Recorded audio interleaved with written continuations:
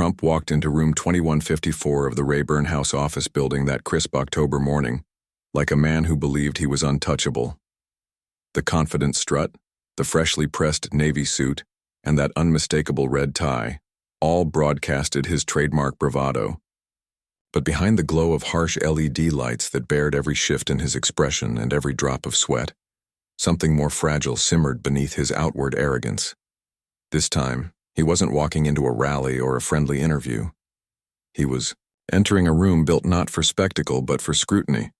Every detail in the space whispered seriousness. The dark wood-paneled walls, the ever-present hum of air conditioning that carried a sterile chill through the room, the worn leather scent of burgundy chairs, all reinforced the gravity of what was about to happen. Even the stillness held weight. Reporters sat poised, checking equipment, their eyes fixed on the elevated panel. American flags flanked the front, a silent yet potent reminder of the constitutional power being exercised. C-SPAN cameras stood like sentinels, capturing every shift, every flinch, every flicker of uncertainty. Sitting confidently at the witness table, Trump exuded the energy of someone who had dodged consequences for most of his life. He flipped through his prepared notes lazily, occasionally smirking at the cameras like an actor taking his mark. To him, this was another act in a political drama, and he had always considered himself the leading man. But across from him sat a different kind of presence entirely. Representative Jasmine Crockett. Her navy blazer spoke of control. Her upright posture radiated quiet power. Her hair, styled with pride and care, wasn't just a personal choice. It was a statement. Before her sat 3 color-coded folders neatly aligned. Their contents weren't props. They were months of painstaking investigative work. Jasmine didn't need theatrics. She had truth, and she was ready to deliver it. Her legal background had taught her that facts, when presented with precision, carried a power louder than any grandstanding. And today she had facts. Lots of them. Evidence of rushed contracts, patterns of favoritism, violations that smelled like corruption even if they hadn't yet been labeled as such. The anticipation in the room was electric, thick with the promise of accountability. The committee chairman banged the gavel, the sound echoing through the room like a drum beat. The hearing had officially begun. The topic: federal contracting. Practices during the final days of the Trump administration. It didn't sound flashy, but those who understood the machinery of government knew that this was where real damage, or real corruption, could be hidden in plain sight. Trump leaned back in his chair, flashing the kind of smug expression that had served him well on camera for decades. He was banking on the same performance, charm mixed with denial, confidence with victimhood. But Jasmine wasn't here to play along. When it was her turn, she didn't waste time. "Mr. Trump, thank you for appearing," she said, her voice clear, her tone respectful but firm. "Let me begin with a question regarding contracts approved during your administration's final quarter. Can you explain the official procedures for federal contracts exceeding $100 million? Her voice didn't rise. She didn't embellish. She just let the question breathe, let it hang long enough for the weight of it to settle. Trump responded predictably. "Frankly, Congresswoman, I think the American people are more interested in why we're wasting time on partisan attacks. My administration was the most efficient, transparent, and successful." But Jasmine didn't blink. She slid a single page out from her folder and placed it carefully before her. "Mr. Trump, according to federal procurement regulations, such contracts require multi-tier reviews, competitive bidding, and documented justification for any exceptions. Are you familiar with those requirements?" Trump paused just for a beat, enough to signal that he hadn't expected her to come armed with specifics. "Of course," he replied. "We followed all applicable laws. Only the best people worked on these." Jasmine tilted her head slightly and lifted a second document. "That's interesting," she said, maintaining steady eye contact. "Because during your final 90 days in office, contract approvals jumped 347%, a majority of which bypassed the bidding process entirely. Can you explain that spike?" Trump shifted, in his chair, attempting to laugh it off. "It's misleading. We were just cutting through red tape, getting things done. But Jasmine pressed forward, now reaching into the second folder with the same calm, deliberate motion. Efficiency is commendable, Mr. Trump.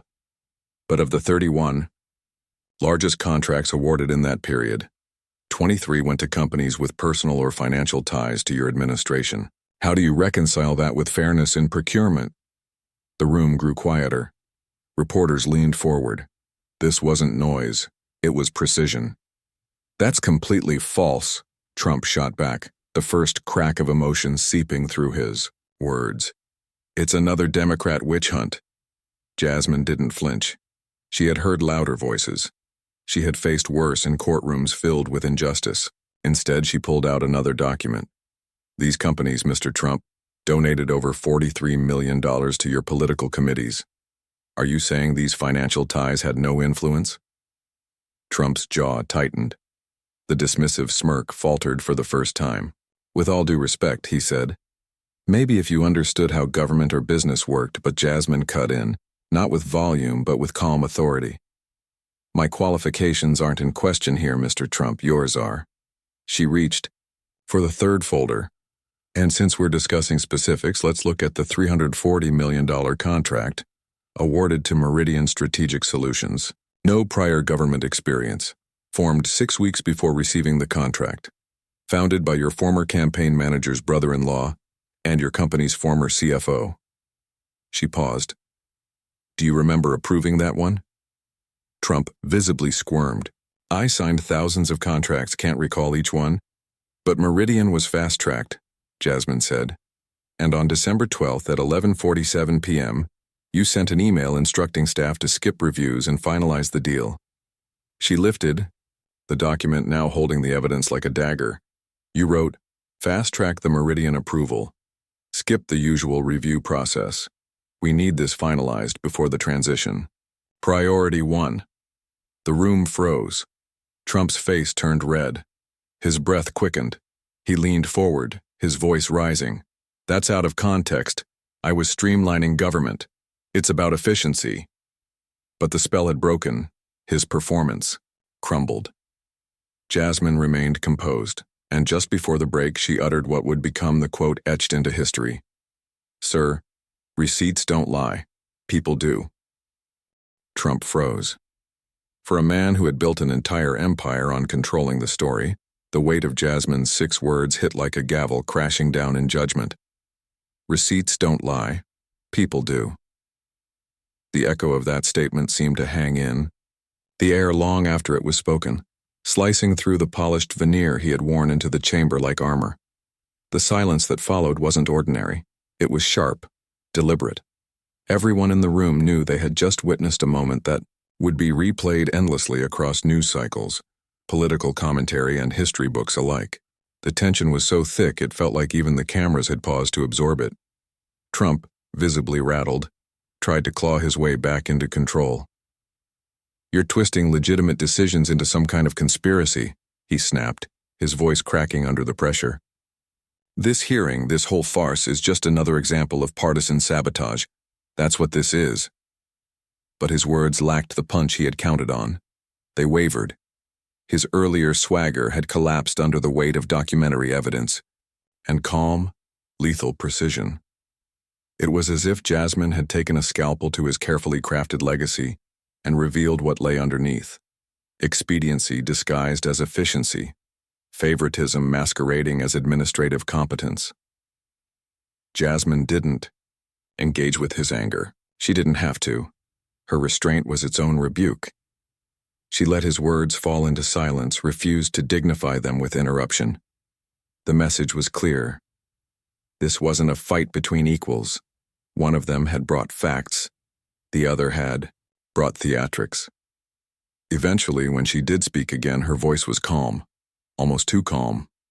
Mr. Trump, she said slowly, every syllable deliberate. I'm not here to debate political ideology. I'm here to examine conduct, your administration's conduct. Trump scoffed, but his posture betrayed him. The slight lean forward, the clenched fists on the table, the constant flicking glance at the cameras. It wasn't performance anymore. It was panic dressed as defiance. And then she leaned into the next blow. Let's talk about expedited approvals, Jasmine continued, her tone firm but clinical.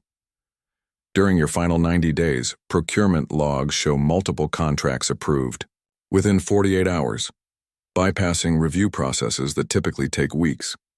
That includes the Meridian contract and 7 others totaling more than $2.1 billion.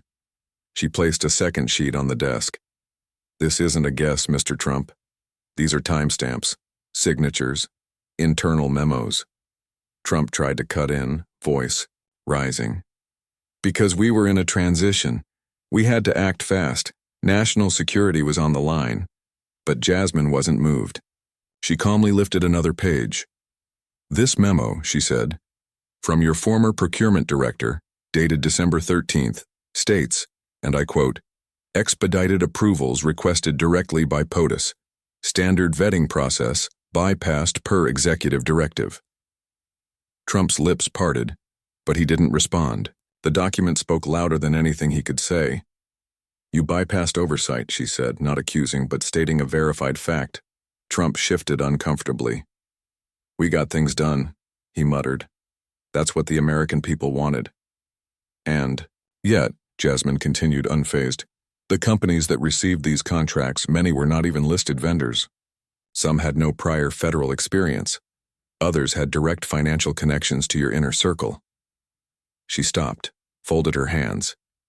Do you understand why that raises concern? Trump lashed out, voice loud and defensive. This is all theater. You people want to criminalize success. Because I didn't play by your swamp rules, now I'm the villain? She tilted her head slightly, not impressed, not intimidated. Sir, this isn't about playing by rules.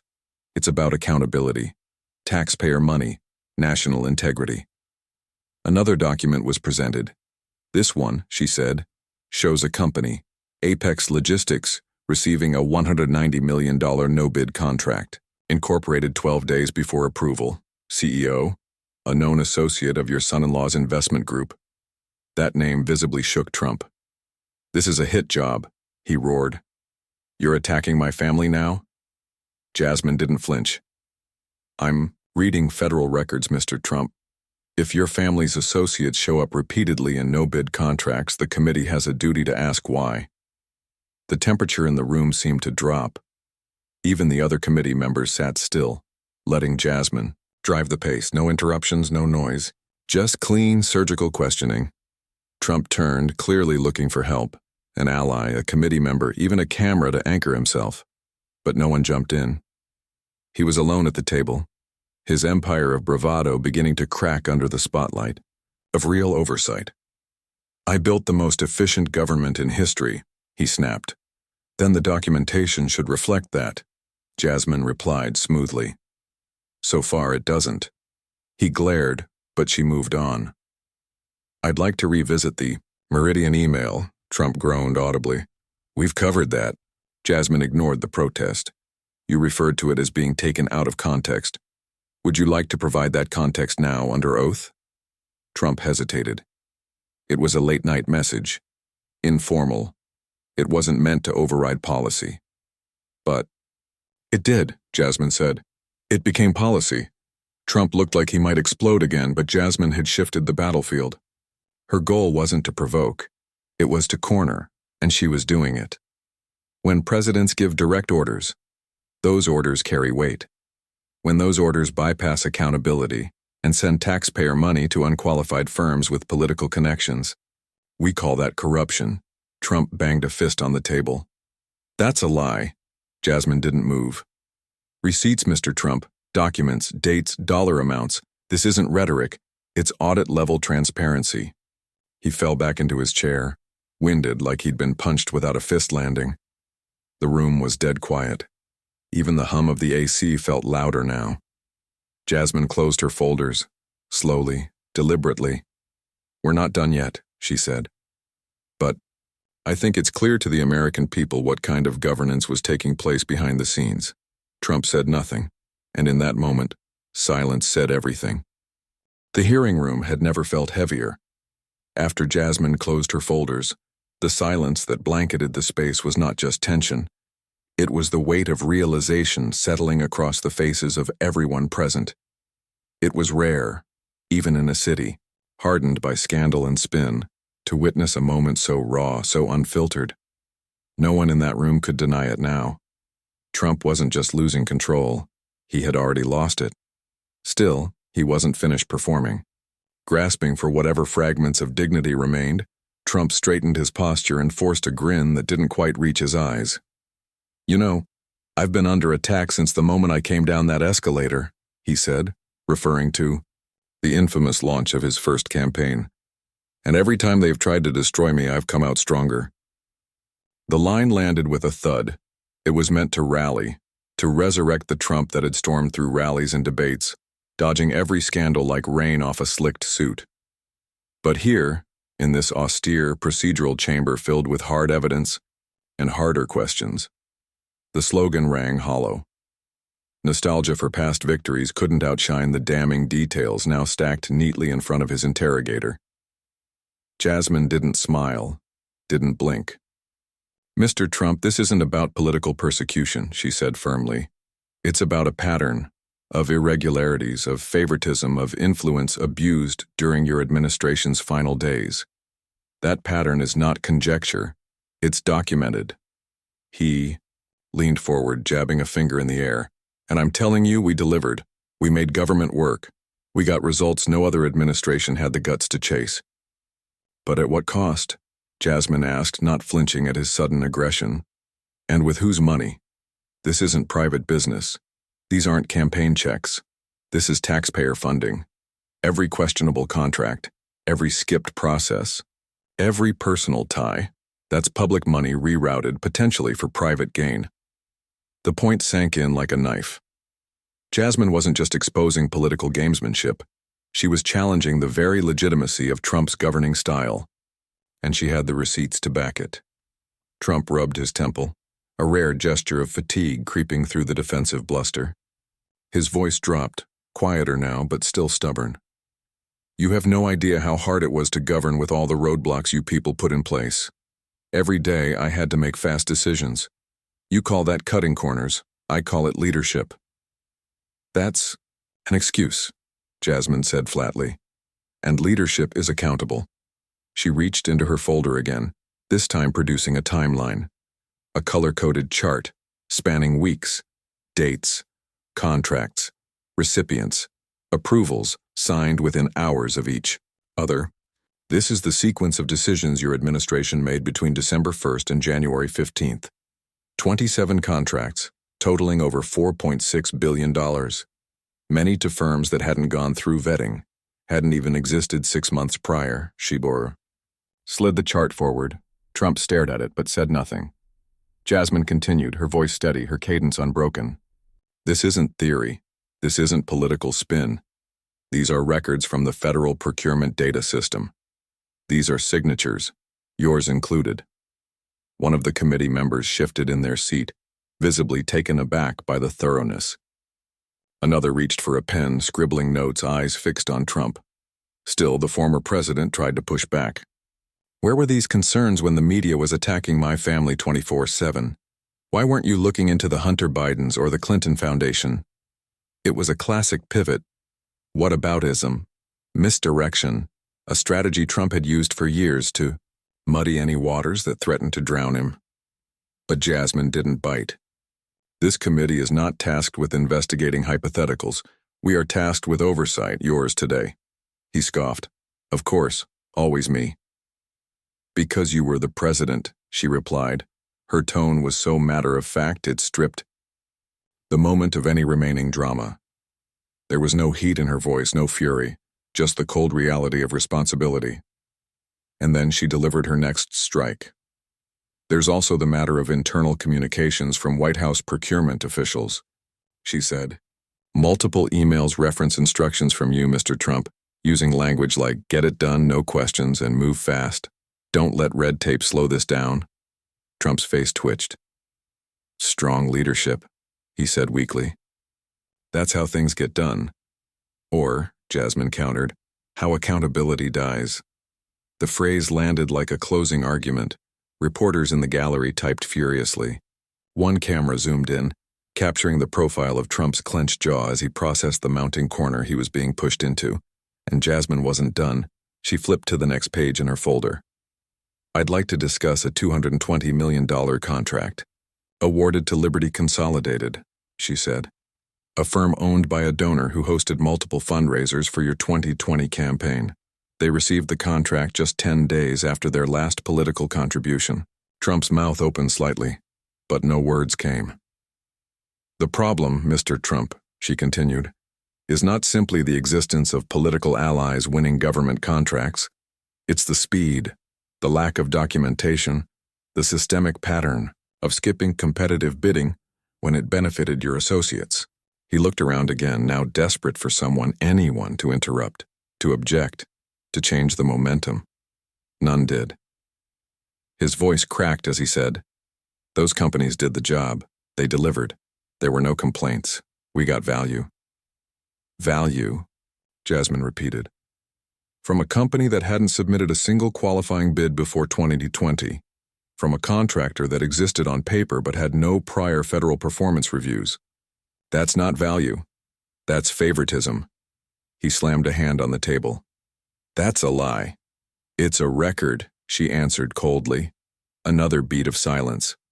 Trump glanced down, then slowly sat back. He exhaled through his nose, shoulders slumping just enough to betray the weariness creeping into his defense. But Jasmine wasn't basking in the moment.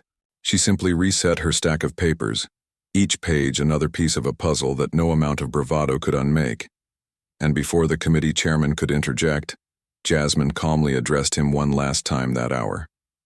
"I have no further questions for now." Trump didn't respond. He just stared forward, and the room once again fell into that charged silence, thick with consequence. Trump remained motionless, staring straight ahead, as if willing himself into invisibility. But there was no escape now, not from the glare of the cameras, not from the mountain of evidence Jasmine had methodically presented, and certainly not from the perception shift that had rippled across the hearing room. The man who once claimed to be the ultimate deal-maker was now being dissected in real time, deal by deal, dollar by dollar. The chairman gavelled in a brief recess, but no one moved. It was as if everyone needed a moment to process what had just unfolded. Even the reporters, usually quick to jump on phones and scramble for hot takes, stayed still, their fingers hovering above keyboards. It was clear that this hearing had crossed a threshold, no longer a routine oversight session, but a reckoning. Jasmine stepped down from the dais quietly. No grandstanding, no interviews. She didn't need to speak to the press. Her words were already reverberating across every screen in the country. She walked with her folders clutched close, the same folders that had turned this proceeding from speculation into indictment. Meanwhile, Trump sat surrounded by aides who whispered in hushed, nervous tones. One offered him water. Another leaned in with a stack of talking points, most of which he waved away. His hands trembled slightly, not from fear perhaps, but from the undeniable realization that something had fundamentally changed. The break was brief, but the impact lingered. When the committee reconvened, the atmosphere was sharper, less spectacle, more edge. And now, it wasn't just Jasmine who had questions. Representative Thomas Ellison, a centrist known for his restraint, leaned into the microphone. "Mr. Trump, I've reviewed the contract logs Ms. Crockett presented. One entry stood out. Can you clarify your administration's decision to bypass standard vetting for the firm Stratus Ventures?" Trump blinked, caught off guard by the shift in interrogation. "Stratus? I'd have to see the specifics." "I have them here," Ellison replied, holding up a copy. "Approved for a $125 million logistics contract on December 29th. No prior bids. Company incorporated 93 days earlier. Its founder, David Norris, served on your 2016 inauguration committee." Trump shifted. "That wasn't my decision directly. These things happen at the agency level." "And yet," Ellison continued, "we have internal memos suggesting a directive from your chief of staff to accelerate approval on POTUS priority vendor. Does that ring a bell?" Trump exhaled slowly. "I can't comment on every single..." document flying around the White House. But this one has your initials on the bottom corner, Ellison said calmly, sliding the document across the table. Trump leaned forward, narrowing his eyes at the page, then looked up. It was a chaotic period. We were transitioning. Time was short. That's what concerns us, Ellison said. Short timelines don't excuse ethical shortcuts. The shift in tone was unmistakable. Jasmine had cracked the dam, and now, others were stepping through. Even members of the committee who had initially sat back were now emboldened. The hearing was evolving from a single representative's pursuit of clarity to a bipartisan examination of irregular conduct. Representative Claudia Morales, known for her sharp legal mind, picked up where Ellison left off. Mr. Trump, during the break I reviewed your administration's internal summary of contract awards for December 2020. A staggering 62% of no-bid contracts that month went to companies connected either to your campaign or to personal acquaintances. That's coincidental, Trump replied quickly. People in my network happen to be qualified. That's not a crime. Morales didn't blink. No, but it raises the question. Why were so many qualified firms outside your network excluded? From even applying? Trump's response was slower this time. We were acting fast, national priorities. Convenient priorities, Morales murmured. The room hushed again. Jasmine quietly reviewed her notes as her colleagues took their turns. It wasn't just her now. It was the weight of the institution catching up to the moment.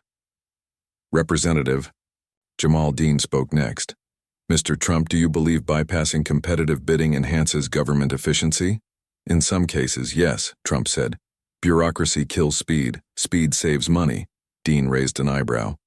Then how do you explain the $87 million contract awarded to Atlas Innovations for IT modernization, where actual project completion never exceeded 12% before the contract was terminated, costing taxpayers over $40 million in write-offs? Trump's mouth opened, but no words came. Efficiency? Dean pressed. Or failure? Trump reached for his water, stalling. We're not just talking about missed steps, Mr. Trump, Dean continued. We're talking about measurable harm, money wasted, services never delivered. The narrative was slipping through Trump's fingers. For years he had been able to spin questions into attacks, deflect facts with flair. But here, surrounded by records, legal references, and data points, there was no crowd to cheer him on. Only silence waiting for answers. Eventually, he leaned into the microphone again. I ran a government like a business, he said quietly. Jasmine, still seated, raised her eyes. Her voice cut through the air. Then you should understand that in business, when billions are misallocated, CEOs are held accountable. The statement wasn't shouted, but it hit like a blow. Trump glanced toward the exit. It was instinctual. The room noticed. Representative Marcus Hill, who had thus far said nothing, leaned forward. Mr. Trump, do you want to recess? No, Trump muttered. Let's finish. Hill nodded. Then let's return to the Meridian contract. The expedited approval, the email you claimed not to recall. Now that you've had time, do you stand by that message? Trump clenched his jaw. I was ensuring continuity. That's what leadership looks like. Leadership looks like accountability, Hill said, not missing a beat. The hearing was no longer about inquiry. It was becoming a dissection. Each question peeled another layer, revealing not just questionable decisions, but a philosophy of governance rooted in shortcuts, convenience, and personal gain. And through it all, Jasmine remained composed. She had delivered the first cut. But now, with the committee united in purpose, the bleeding had begun. Trump stared down at the table, no longer interested in cameras or narrative control. The truth was no longer in his hands. The hearing room had become less of a stage and more of a courtroom, a place where the usual sound bites and spectacle no longer held power.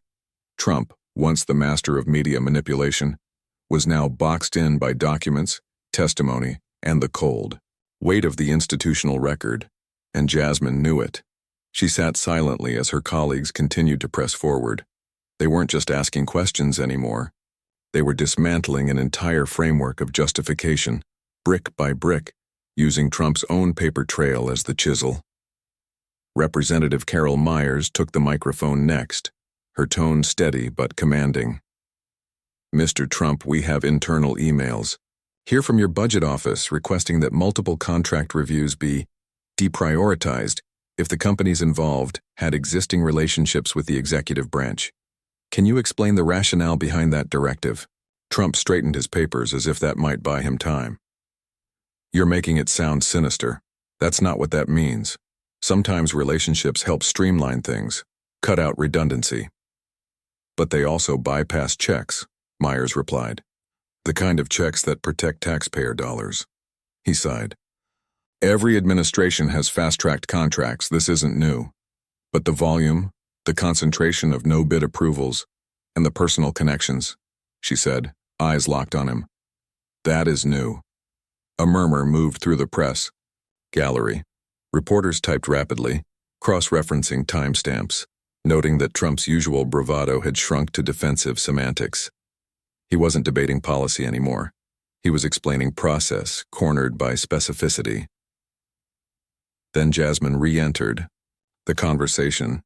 She leaned into her mic, calm and deliberate. "Mr. Trump, we haven't yet discussed the role of campaign finance in these awards. Would you agree that political donations should have no bearing on federal contract eligibility?" He nodded quickly. "Of course. That's basic ethics." "Then, can you explain why 17 of the top 20 recipients of no-bid contracts in your final quarter were also among your campaign's top financial supporters?" Trump's response was immediate, but shaky. "Because successful companies support successful leadership. That doesn't mean they were rewarded." "No," Jasmine said, "but it does mean their financial support aligned with lucrative federal benefits." She pulled up another document, her voice quiet but cutting. "Let's take Calix Data Services. Approved for a $310 million analytics contract, no federal history, incorporated less than 5 months before approval, and their CEO personally contributed $750,000 to your re-election super PAC." Trump frowned. "Calix was recommended by top people. Highly qualified. I don't screen donations." "But you signed off on the contract," she said, "and expedited it." "I sign off on hundreds," he muttered. "Yes," Jasmine said, "and this one cost taxpayers $74 million in overruns before the project was even halfway complete." That number landed like a punch. The room reacted.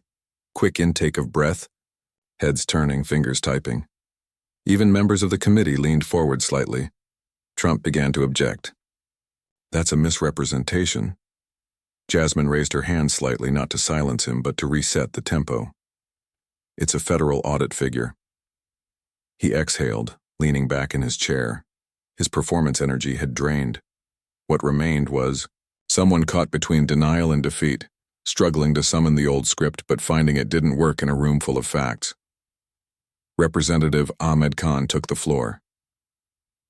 "Mr. Trump, do you believe your administration followed the federal acquisition regulation in good faith?"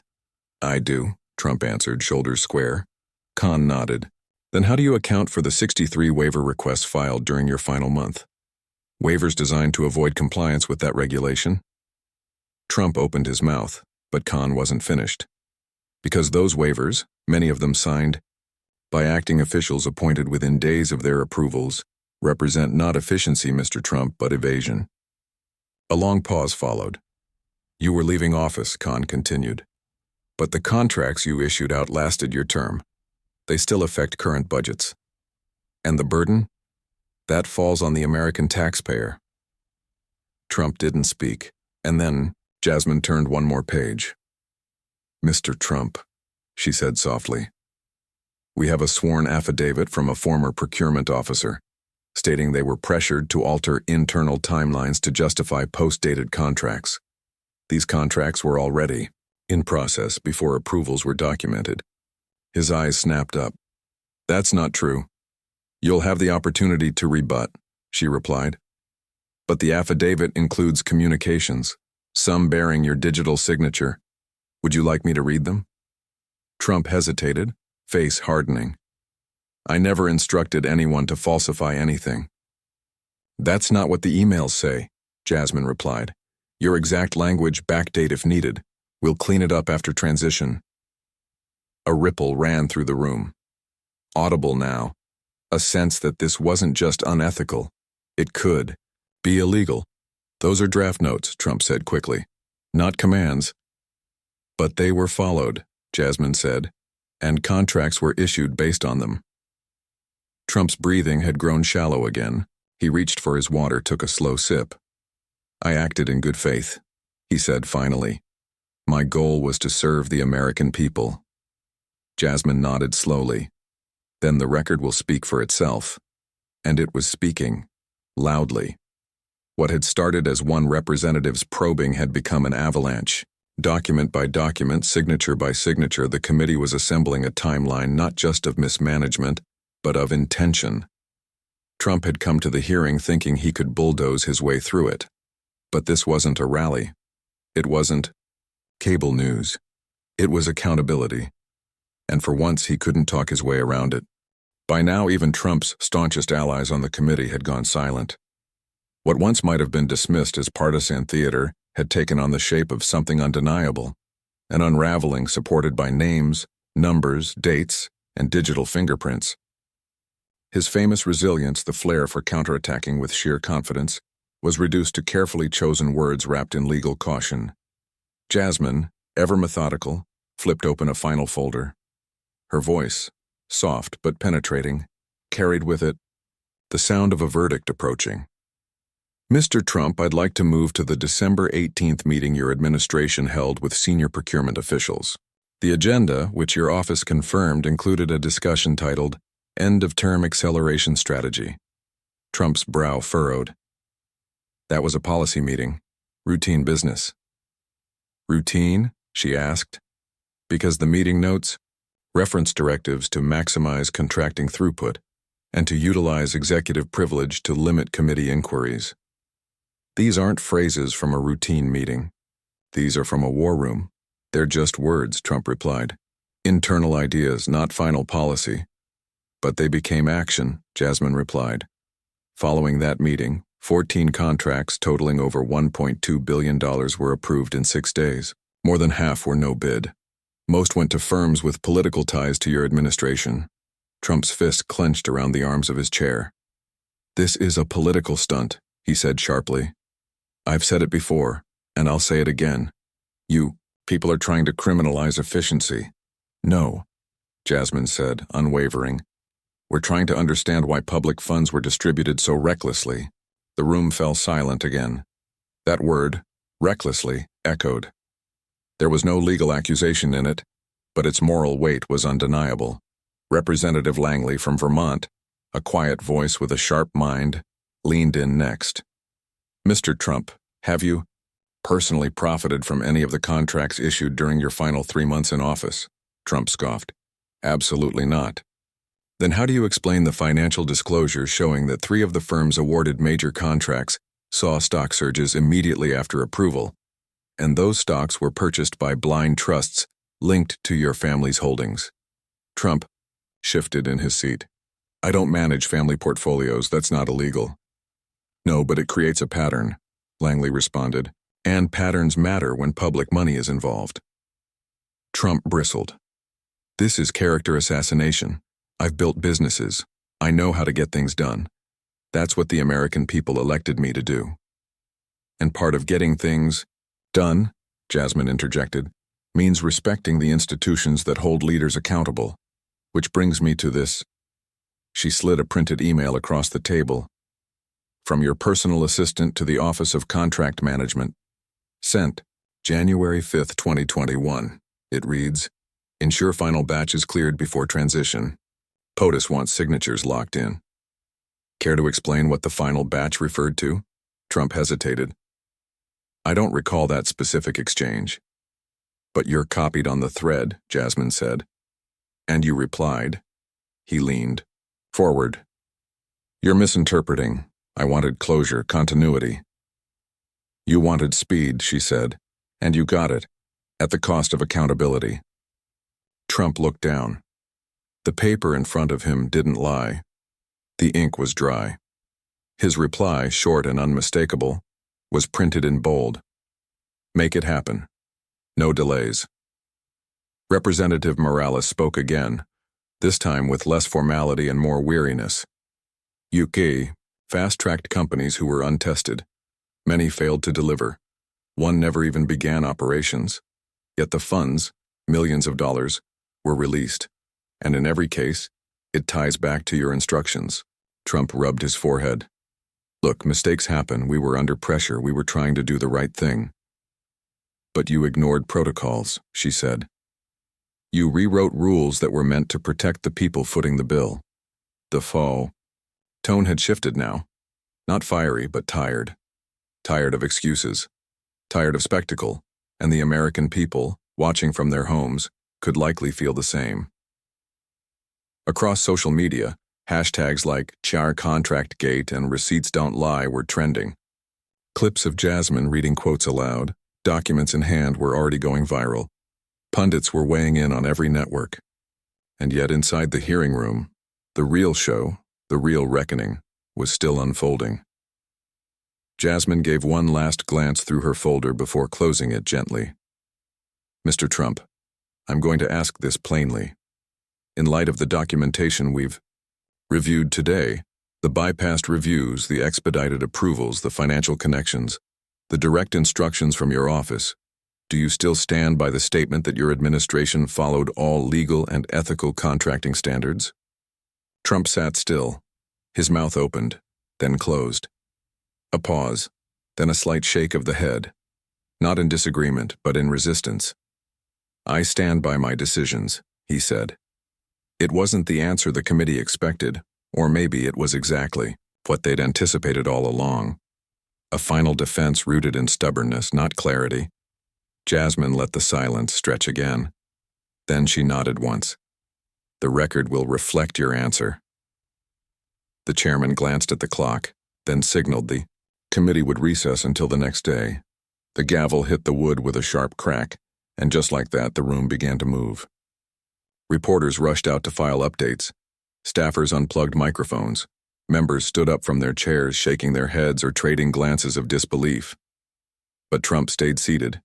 He didn't move, not for several long seconds. Because what had just unfolded wasn't just a hearing, it was a turning point. One that would haunt press briefings, campaign trails, and potentially courtrooms in the months to come. And at the center of it all stood Jasmine Crockett, calm, prepared, and relentless. She had come not to argue, but to expose, and she had done exactly that. The next morning, the nation awoke not to pundit speculation, but to clarity. The headlines were unanimous. Crockett unravels the presidency's final deals. Receipts don't lie, a hearing that shook the chamber. The clip of Jasmine's final exchange from the previous day had already surpassed 10 million views. She hadn't needed volume. Her strength had been in the facts, in her composure, in the simplicity of truth. As the hearing resumed in room 2154, the mood had shifted. Gone was the performative tension of political theater. In its place, the cold, steady march of accountability. Trump entered slower than the day before. No raised chin, no smirk. His red tie was slightly askew, his gait stiff. For once, he looked like a man burdened, not just by politics, but by exposure. The chair called the session to order. Jasmine sat still, her folders once again lined up, color-coded. She didn't glance at Trump. She didn't have to. The work ahead was procedural now, grinding, deliberate, final. Representative Cynthia Marks from Pennsylvania opened this session's questioning. Mr. Trump, she said, overnight, our team received updated disclosures from the Office of Federal Procurement Policy. These include redacted vendor communication logs showing contract instructions originating directly from your office's secured server. Trump looked up, alert. What logs? Marks continued. The logs include timestamps, directive language, and metadata indicating involvement from at least 4 executive staffers, including your personal advisor and your transition coordinator. And ye? Haven't seen any such records. Trump said quickly. Where did you get them? They were released in response to committee subpoenas sent months ago, Mark said. They were withheld until now. Trump blinked. Then they weren't cleared properly. That's the point, she replied. The conversation shifted toward a new focus: intent. What had once been called errors or oversights was now moving toward something more serious: deliberate circumvention. Representative Dean picked up next, his voice quiet but stern. Mr. Trump, the logs describe a December 30th directive marked urgent, ordering clearance of 4 contracts totaling over $500 million before noon the next day. All 4 went to firms connected to campaign affiliates. All 4 skipped compliance review, and all 4 failed to deliver. Within the first quarter of performance, Trump bristled.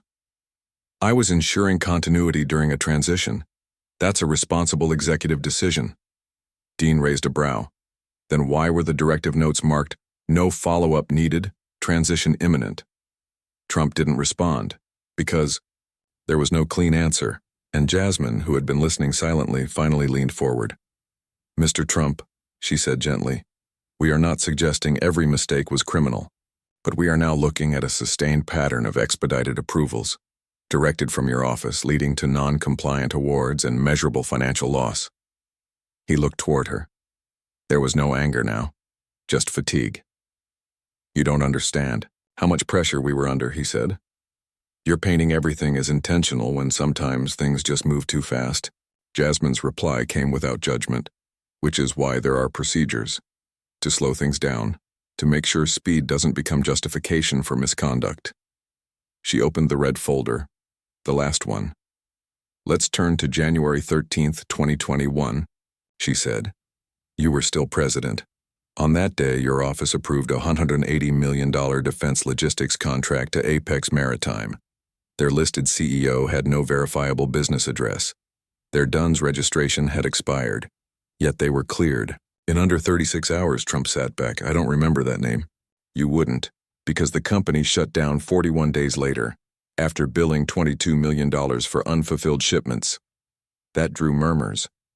We traced the signatures, Jasmine added. The approvals came from interim staff, installed 2 weeks prior, and their personal ties to your transition team are already under review. Trump didn't flinch, but he didn't argue either. Do you know how much logistics fell apart after we left? He said.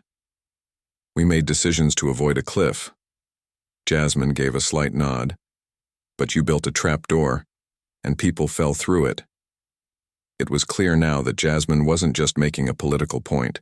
She was constructing a timeline, a chain of causality that didn't just show negligence but active design. Representative Langley returned to a question from the previous day. You said you never profited personally, yet yesterday we received updated SEC filings showing multiple blind trust transactions involving your real estate holding companies. Those transactions were made within days of key contracts being signed. Trump's voice was lower. Blind trusts are legal, everyone uses them. But coordinated trades, Langley said, done at that scale, with that timing, raise serious red flags. Trump looked to the committee chair. I've answered this already. We're going in circles. The chair said nothing, and Jasmine leaned in one last time. Mr. Trump, she said, not coldly but clearly, this isn't about circles. It's about lines. Lines that were crossed. Lines that separate public service from personal interest. Lines that exist to keep power from becoming profit. She paused. And we have followed every one of those lines. To the signatures. To the accounts. To the offices that issued the orders. Trump exhaled slowly. No press conference could undo this. No interview. No post on social media. This was happening in real time, and it was irreversible. Mr. Chairman, Jasmine said, turning formally for the first time. I yield. Trump watched as the final folder was closed, but what was opening now was far greater. A door he could no longer walk through untouched.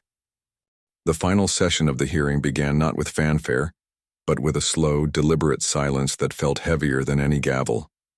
The nation had watched, hour by hour, as what began as a routine oversight meeting evolved into something else entirely. A public unmasking of process turned power, of influence used like a private currency. Donald Trump sat alone again at the witness table. But this time, the weight of the table seemed too much. His posture was stiffer, his eyes no longer scanning the room for cameras. If the first day had been about control, this one was about containment, holding back the consequences that now pressed in from all sides. Jasmine Crockett sat at her seat, folders closed now. Her work, in many ways, was done. The documents had been read, the emails displayed. The numbers, the timelines, the connections, they had all been traced with surgical precision. And the picture they painted could not be mistaken for anything other than deliberate manipulation. Still, the formality of process required a close representative. Hill leaned into the mic.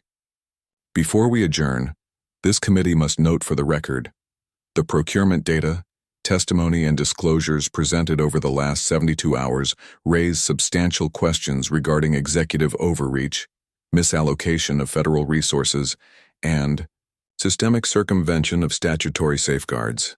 He paused, and these questions may fall outside the full scope of this committee's authority.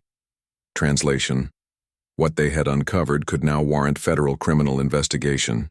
Trump knew it. The sharp inhale through his nose, the glance downward, the twitch of a clenched fist. They betrayed what the words on his face did not. Jasmine remained composed, speaking now not for Trump, but for the record. This hearing was never about political vengeance, she began, her voice calm and steady. It was about responsibility, about determining whether the highest office in the land used its final days to serve the public or to serve itself. She glanced across the dais. We didn't come here to punish. We came here to expose. Trump stirred in his seat, perhaps, sensing that this moment, this closing note, was the one history would hold on to. You've had a lot to say, he snapped suddenly. But you don't know what it's like to hold the weight of that office, to have everyone trying to tear you down from day one. Jasmine didn't rise to meet his emotion. She stayed exactly where she was, voice low but with absolute clarity. Mr. Trump, she said softly, this isn't about how many people were against you. It's about what you did when no one was watching. A flash of something, maybe regret, maybe resentment, moved across his face. I made tough calls. I did what I thought was best, he said. Even when best meant breaking the rules, she asked. He didn't answer. Even when best meant ignoring protocols, awarding contracts to unqualified allies, fast-tracking millions in taxpayer dollars to companies created just weeks before approval, many with direct ties to your campaign, your family, your inner circle. The room went still.